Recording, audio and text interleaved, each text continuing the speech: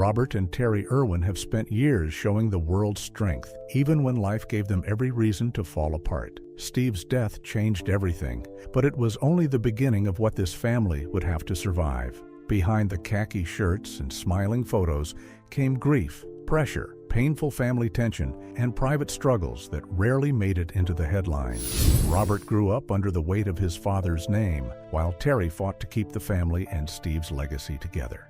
But now, something involving Bindi has brought those old emotions rushing back in a way few expected. Join us as we uncover the hidden pain, family battles, emotional moments, and the news that changed everything once again. The love story that started it all.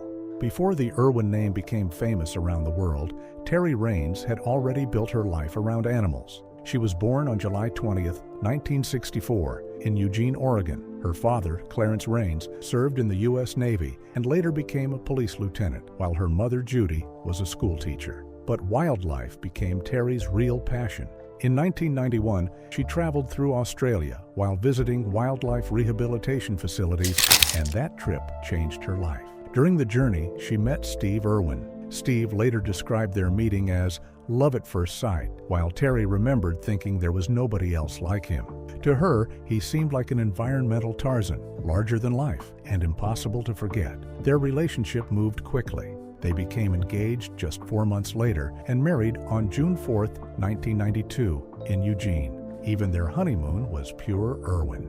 Instead of relaxing somewhere quiet, Steve and Terri spent it trapping crocodiles, and footage from the trip later became the first episode of The Crocodile Hunter. They settled in Beerwah, Queensland, and built a family together. Bindi was born in 1998, followed by Robert in 2003. Robert was named after Steve's father, Bob, and Terri's father, Clarence. For a while, it looked like one wild family adventure, but fame would eventually bring pressure, controversy, and losses none of them could have imagined. Steve's own story, however, had started long before those cameras arrived. Born on February 22, 1962, near Melbourne, he was raised by Lynn and Bob Irwin. His father collected reptiles, and it would not take long before Steve's childhood fascination with them became something much bigger. Fame came fast, then trouble followed. Steve was fascinated with snakes and lizards from childhood, often bringing animals home even when his father warned him not to. That fearless curiosity eventually became his career. The Crocodile Hunter first aired in Australia in 1996 and reached North America the following year. Steve's huge energy, broad Australian accent, khaki shorts, and famous crikey quickly made him recognizable around the world. The series eventually reached more than 130 countries and around 500 million people. Terri was part of that success from the beginning. Together, they built television shows, conservation work, and Australia Zoo into one mission. But fame did not protect the family from grief. On February 11, 2000, Steve's mother, Lynn, died in a car accident. Steve later called her the most beautiful, loving, nurturing, and caring person to have ever blessed this world. A few years later, Robert became the center of a very different kind of attention. 1 month after his birth, Steve carried him close to a 3.8-meter saltwater crocodile named Murray while feeding the animal. The moment caused international outrage and later helped push Queensland to tighten crocodile handling laws involving children and untrained adults. Despite the controversy, the Irwin family kept moving forward. In January 2006, Steve told Jay Leno that Discovery Kids was developing a show for Bindi, which later became Bindi the Jungle Girl. The future still looked full of possibilities, but the family had no idea how suddenly everything was about to change. On the morning of September 4, 2006, Terri was trekking through Cradle Mountain in Tasmania with Bindi and Robert. Steve was far away at Bat Reef near Port Douglas, filming an underwater documentary. The day their world fell apart. During the shoot, the barb of a short-tailed stingray pierced his chest and struck his heart. Steve was 44, Bindi was 8, while Robert was still just a little boy. A private funeral was held 5 days later in Caloundra, and Steve was buried privately at Australia Zoo that same day. On September 30th, a public memorial took place inside the zoo's 5,500-seat Crocoseum. It was broadcast across Australia, the United States, and Asia, and drew an audience reported at more than 300 million people. Viewers were encouraged to donate to wildlife warriors. After the service, the 9 Network aired an interview between Terri and Ray Martin. The program attracted 2.9 million viewers, and Terri was praised for how naturally and clearly she spoke while carrying obvious grief. Only weeks later, she appeared at the Royal Albert Hall and presented a special recognition award to Sir David Attenborough, one of Steve's greatest inspirations. Attenborough praised Steve for bringing new audiences into the natural world. Behind those public appearances, Terri's life had been ripped apart. She now had to raise 2 young children, run Australia Zoo, protect the family name, and keep Steve's mission alive.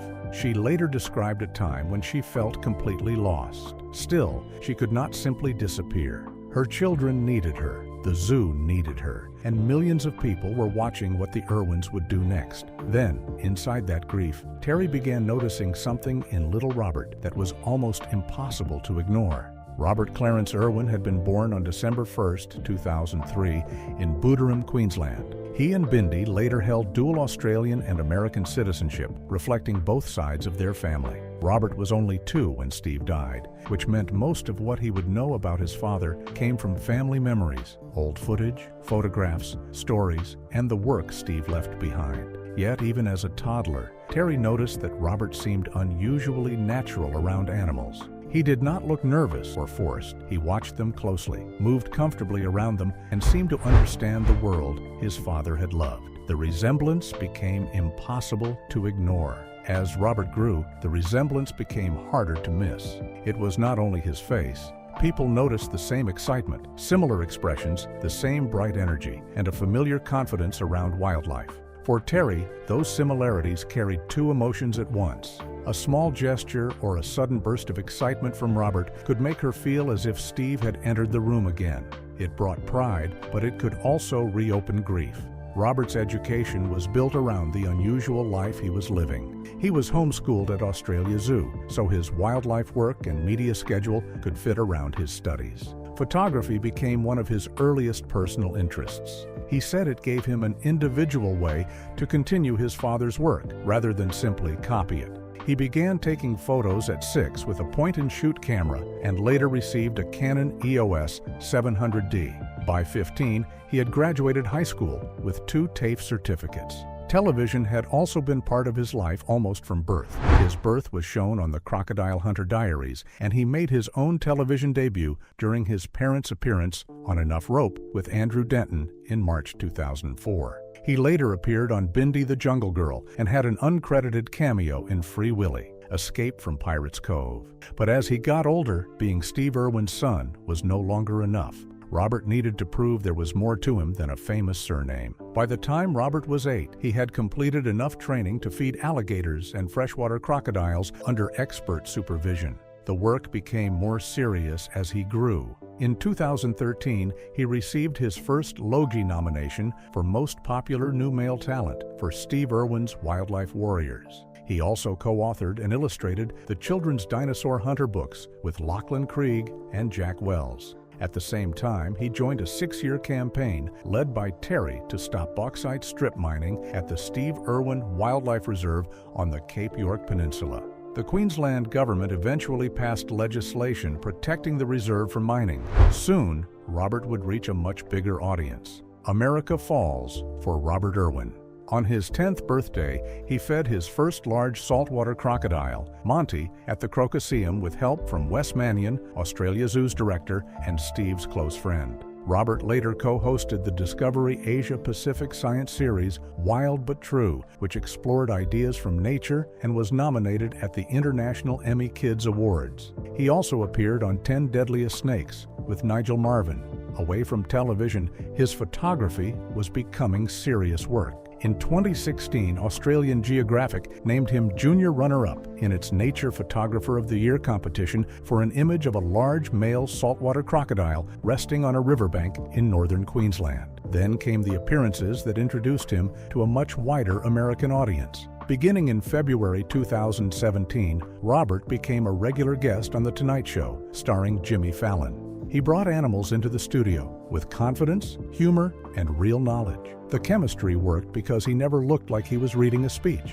He was excited because he genuinely loved the animals. In one 2019 comedy bit, Robert and Jimmy staged an argument before the show. Robert jokingly asked what would happen if he crapped all over Jimmy's career, while Jimmy mocked his khaki shorts and told him to put on pants because it was February.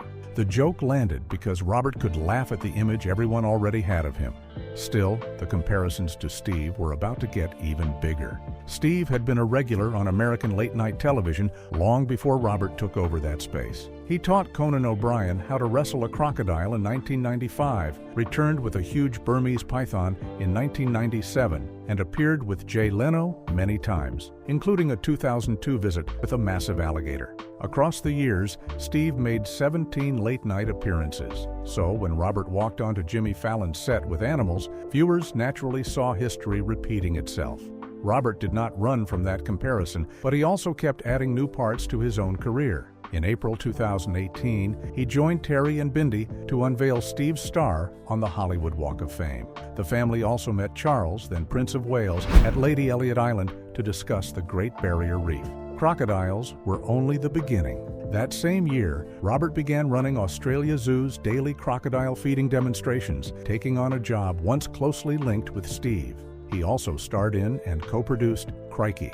It's the Irwins with Terri and Bindi. The Animal Planet series followed the family and their work at Australia Zoo across 4 seasons. Robert's photography kept bringing recognition too. His images of a tundra swan, a huntsman spider, an Eurasian dotterel, an emu, a bearded dragon, and one of the last known northern white rhinoceroses earned honors or finalist places in major competitions. In 2020, he won the People's Choice Award at the Wildlife Photographer of the Year Awards for a photograph showing a huge bushfire burning near the border of the Steve Irwin Wildlife Reserve during Australia's Black Summer. The image was later displayed at the Natural History Museum in London. During the pandemic, Queensland Premier Anastasia Palaszczuk recruited him for a tourism campaign encouraging Australians to holiday in the state. Robert also voiced Alfie, a dingo shop worker, on Bluey in 2021. By then, his career was clearly growing beyond wildlife television, but one frightening moment at Australia Zoo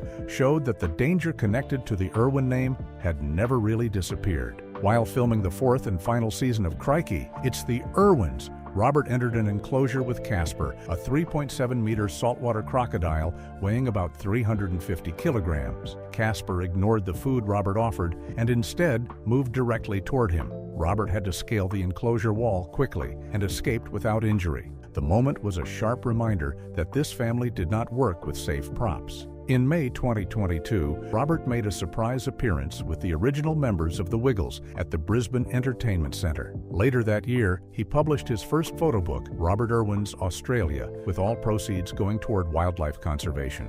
His next major step came in October 2023 when he replaced veterinarian Chris Brown as co-host of I'm a Celebrity, Get Me Out of Here, alongside Julia Morris. Robert agreed to take the role only if the program stopped using wildlife products, showing that even as his entertainment career widened, conservation stayed attached to every decision. Robert's love life becomes public business. 2 months later, GQ Australia named him Social Force of the Year. His first season on I'm a Celebrity brought Logie nominations for Most Popular Personality on Australian television and the Bert Newton Award for Most Popular Presenter in 2024. Media Week also identified him as a rising star in advertising, media, and marketing. In September 2024, Robert and South African actress Nomzamo Mbatha became the first global ambassadors for the Earthshot Prize, launched by Prince William and David Attenborough. Robert was moving quickly, but his private life was also changing. He had dated Rory Bucky, the niece of Heath Ledger, from August 2022 until February 2024. After that breakup, the public became even more interested in who he might date next. Robert, however, had already said he preferred to keep his personal life private. That did not stop rumors. In fact, the more famous he became, the harder it was for the family to control the stories being told about them. Robert had spent his entire life in public, something he once admitted felt weird. As he entered adulthood, the attention changed. Media outlets that once called him Steve Irwin's little boy began talking about his looks, his confidence, and even his sex appeal. He did not fully agree with being called a sex symbol, but he decided that if attention came his way, he could use it to push conservation. That idea became very real in April 2025 when Robert appeared in an underwear campaign for Bonds. The photos went viral, and he later joked that the zoo suddenly seemed to attract more American visitors. Terri had mixed feelings about the new attention. She remembered Steve once joking that women barely noticed him until he became the crocodile hunter. She said it was nice for Robert to receive flattering attention, but she also admitted it's a lot. Earlier that same year, reports began claiming Terri was too involved in Robert's love life. Daily Mail Australia cited unnamed sources who said Robert had been linked to former Australia Zoo staff member Charlotte Briggs and had been advised to move out of the family home and set boundaries with his mother, the woman who kept the Irwins together. The same reports claimed Terri wanted Robert focused on his career and had interfered with plans for Charlotte to join him in South Africa while filming I'm a Celebrity. None of that came from Robert himself. Yet by 2025, he was about to step into a world that had almost nothing to do with crocodiles. In February 2025, Robert won Favorite Australian Media Personality at the AACTA Awards. 2 months later, he was announced as the first contestant for season 34 of the American Dancing with the Stars. By May, he had also taken on a managerial role at Australia Zoo and joined the board of Wildlife Warriors. Then, in August, he appeared in Tourism Australia's Come and Say G'day campaign, which later gathered more than 374 million views worldwide. Later, when speaking about relationships, Robert focused on a very different story. He said he wanted something like the marriage his parents had. He called Terri his hero and described her as brave, steady, determined, and a great leader. He said that after Steve died, Terri had the rug pulled out from under her, but still found a way to move forward for her children. For Robert, his parents remained the model. When Dancing with the Stars began on September 16th, Robert was paired with professional dancer Whitney Carson and quickly became a fan favorite. He later performed a jive relay with actress Xochitl Gomez, and his foxtrot to Footprints in the Sand earned the first perfect score given to an individual couple that season. But the most emotional moment came during Dedication Week in October. Robert chose to honor Terri. He danced to Phil Collins' You'll Be in My Heart, and Terri joined him near the end. Robert later said the routine forced him to process grief over Steve while trying to dance. He described the experience as if a weight lifted because he could finally show the full depth of his gratitude toward his mother. Before the performance, Robert credited Terri with keeping their family together through thick and thin. Then came the moment that made those words painfully real. The night Robert finally broke down. Terri later posted the performance and wrote, "I am truly blessed to be your mother." The emotion did not end there. Robert said Steve was still part of me every day and part of every conversation about his life. Behind the scenes, another challenge was building, but Robert kept it away from the spotlight and refused to let it define his run. By the finale, the story had become much bigger than a famous wildlife kid trying something new. By the November 25th, 2025 finale of Dancing with the Stars, Robert had become the central story of the season. His injury had lasted for weeks, but he refused to make the pain his main storyline. Whitney Carson and the production team adjusted parts of their routines so he could keep performing. Robert treated the injury as something to manage, not something to use for sympathy. That quiet stubbornness reminded people of the way Terri had carried on after Steve's death. When Robert and Whitney finally won the season, Judge Carrie Ann Inaba told him there had been enormous love for him in the room from the beginning. Robert, clearly overwhelmed, said, "Thank you for changing my life." The victory broke records. At 21, he became the youngest male winner in the show's history and the first Australian man to win.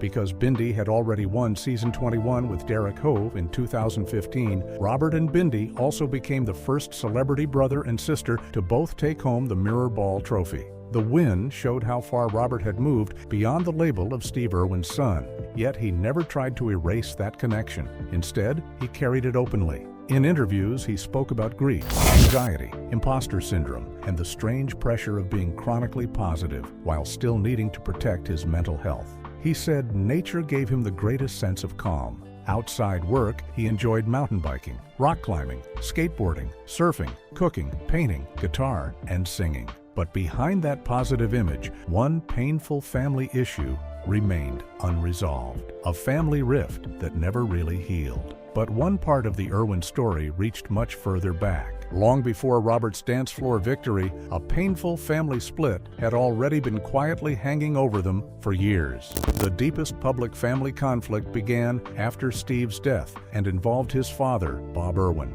Bob and his late wife Lynn had created the wildlife park that eventually became Australia Zoo. In 1992, after Steve married Terri, they handed the park to the couple, and it was renamed Australia Zoo in 1998. But in March 2008, only 18 months after Steve died, Bob left the zoo. Reports claimed he and Terri disagreed about its direction, with rumors that Bob felt the zoo was becoming too commercial. Australia Zoo publicly denied there was a feud and said Bob was loved and supported. Bob, however, later acknowledged there had been disagreements with management and said he felt it was better for everyone if he stepped away and continued conservation work elsewhere. The distance did not heal. By 2015, Bindi said she had not spoken with Bob since 2008. She explained that after Steve died, Bob chose to distance himself from the things Steve had loved most. In 2019, Bob said he wished Bindi and Chandler Powell well after their engagement, but he was not invited to their March 2020 wedding at Australia Zoo. Then, in June 2021, the rift became far more public. After a Facebook user asked Bindi why she had not mentioned her grandfather in a Father's Day post, Bindi gave a painful answer. She said Bob had shown no interest in spending time with her family, returned gifts, ignored correspondence, and had never said a kind word to her personally. She described the relationship as psychological abuse and said she could no longer damage her mental health by staying engaged. She also said Terri still wrote to Bob and sent birthday and Christmas gifts without receiving replies. Bob did not publicly answer that post. Bindi then stepped away from social media for a time to focus on her mental health. Nearly 20 years later, they still have each other. The disagreement showed that even a family built around one powerful legacy could carry private pain for years. By late 2025, Terri was speaking more openly about how the family stayed close behind the scenes. On the Apple and the Tree podcast, she described an informal family contract around social media. She said she never posted anything involving Bindi or Robert without checking with them first. Terri joked that her children sometimes had to stop her from making a gesture online that could look like a gang sign. At the same time, she loved that Bindi and Robert still came to her for advice. She said she would have supported them if they had chosen to move anywhere in the world, but both wanted to remain connected to Australia Zoo. Terri also said she was happy being single and had never felt a need to date after losing Steve. In her words, she had already found her happily ever after and still had a great deal of love in her life. Robert, meanwhile, kept bringing lighter moments into the family story. In January 2026, he shaved his facial hair into a mustache as a prank and filmed Terri's reaction. She first said she was proud, then jokingly shook her head when he asked if he should keep it. That same month, Terri said she would never say never to doing Dancing with the Stars herself, although she joked that she might adopt another child to compete instead. Robert's own dancing chapter was not over either. In April 2026, he returned for the live tour, and later that month, it was announced that he would host the new spin-off Dancing with the Stars, The Next Pro, with Mark Ballas and Shirley Ballas judging. In February 2026, Robert also won Favorite Australian Media Personality for a second time at the AACTA Awards. The family was still moving forward, but nearly 20 years after Steve's death, the past continued to sit beside every new success. By 2026, Robert was no longer growing into fame. He was steering it himself. Robert has had enough of the rumors. Robert made his feature film debut voicing a koala airport receptionist in Zootopia 2, appeared as a keynote speaker at the Jacksonville Zoo and Gardens Conservation Gala, surprised fans at Laneway Festival in Perth during Role Model's performance of Sally When the Wine Runs Out, and prepared to host The Next Pro. At the Steve Irwin Gala in Las Vegas in May, Terri reflected on the family's long journey. She said building Steve's legacy had involved a lot of work and a lot of grief, but also great joy. Then she teased Robert about the famous Bonds campaign, joking that Steve had never taken his shirt off for wildlife. The joke worked because the family had learned to mix grief with humor. But on August 9, 2026, Robert pushed back hard against a darker pattern in the media. Speaking on the stellar podcast Something to Talk About, he recalled landing after learning that his beloved childhood chicken, Piggy, had died at 13. Paparazzi photographed him visibly upset. Robert said he was absolutely cut up, but later saw stories suggesting his sadness proved there was a family rift or that Terri had done something wrong. As he spoke, he became emotional and said, "They always villainize Mom for some reason." He added, "My pet chicken just died. Cool it, all right? Don't start creating some sort of family drama."